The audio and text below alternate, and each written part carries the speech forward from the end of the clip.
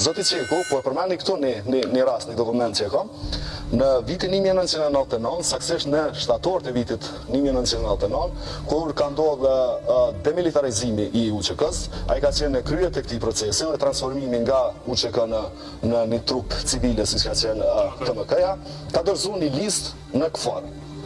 Edhe këtë list janë gjithsej 13.000 veteranë. E ka dorëzu vetë. Edhe janë për secilën zonë janë shifrat e sakta që ka dorëzu ai, edhe kanë nënshkruar dokumentin. Zona operative Drenicës 2611.